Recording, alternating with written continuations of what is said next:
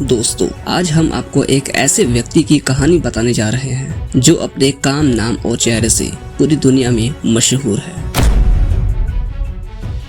कैसे एक शानदार इंजीनियरिंग स्टूडेंट बना दुनिया का सबसे बड़ा टेररिस्ट। अल-कायदा क्या है और इसका उद्देश्य क्या था? 9/11 हमले का कनेक्शन ओसामा बिन लादेन से कैसे था? इन सभी सवालों के जवाब जानने के लिए वीडियो के अंत तक जुड़े रहें और देखते रहें ज्ञानवी वीडियोस।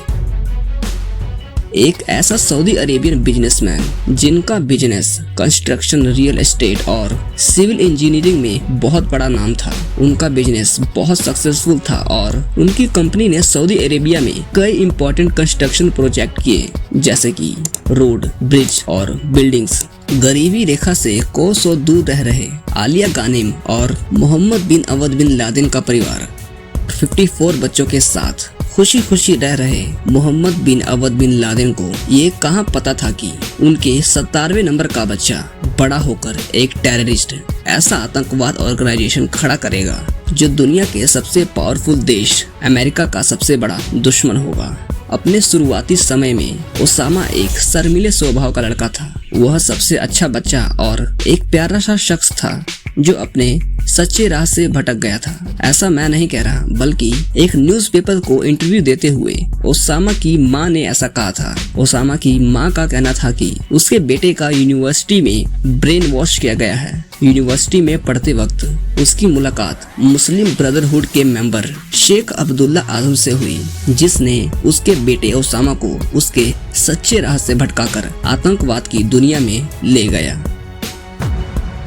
अल-कायदा एक टेररिस्ट ऑर्गेनाइजेशन है जो 1988 में Osama bin Laden, Abdullah Azam और उनके साथियों द्वारा अफगानिस्तान में स्थापित किया गया था। इसका मुख्य उद्देश्य इनिशियली अफगानिस्तान की मुजाहिदीन को सोवियत यूनियन के खिलाफ लड़ने में मदद करना था। अल-कायदा का मतलब अरेबी भाषा में द बेस या द फाउंडेशन होता है। इसका उद्देश्य था कि एक ग्लोबल जिहादिस्ट मूवमेंट की बुनियाद रखना और इस्लाम के नाम पर दुनिया भर में जिहाद किया जाए। अल-कायदा का उद्देश्य समय समय के साथ बदलता रहा। इसने अपने गतिविधियों के जरिए दुनिया भर में अनेक आतंकवादी हमले किए हैं। अल-कायदा का मुख्य उद्देश्य घर में घुसकर बाहर से आए आतंकवादियों को ट्रेनिंग देना था ताकि वह दुनिया भर में आतंकवादी हमले कर सके। इसका मकसद एक इस्लामिक कैलिफेट को स्थापित करना था जिसमें इस्लामिक शरिया का पालन हो सके।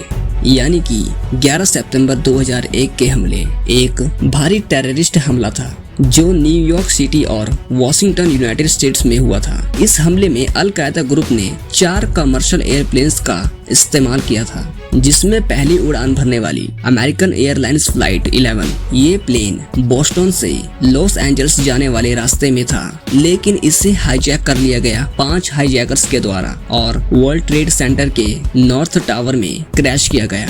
दूसरी यूनाइटेड एयरलाइंस फ्लाइट 175, ये भी बोस्टन से लॉस एंजल्स जाने वाले रास्ते में था। बहुत सारे पैसेंजर्स के बीच इसमें भी 5 हाईजैकर्स शामिल होते हैं। इसे भी हाईजैक किया गया और वर्ल्ड ट्रेड सेंटर के साउथ टावर में क्रैश किया गया। तीसरा जहाज अमेरिकन एयरलाइंस फ्लाइट 77 था। ये वॉशिंगटन के डुल्स इंटरनेशनल एयरपोर्ट से लॉस एंजल्स जाने वाले रास्ते में था, लेकिन इससे भी हाईजैक किया गया 5 हाईजैकर्स के द्वारा और पेंटागन बिल्डिंग्स में क्रैश किया गया। यूनाइटेड एयरलाइंस फ्लाइट 93, ये प्लेन न्यू जर्सी से कैलिफोर्निया जाने वाली थी। इसमें 4 हाईजैकर्स मौजूद थे। इससे भी हाईजैक किया गया, लेकिन पैसेंजर्स ने रेसिस्टेंस की और प्लेन को पेंसिल्वानिया में जमीन पर क्रैश होने से रोका। इस प्लेन के पैसेंजर्स का जोहर इसे और भारी नुकसान से बचाने में मददगार साबित हुआ। इस अटैक के परिणाम स्वरूप वर्ल्ड ट्रेड सेंटर के 2 बड़े टावर्स गिर गए और पेंटागन बिल्डिंग्स में भी भारी नुकसान हुआ।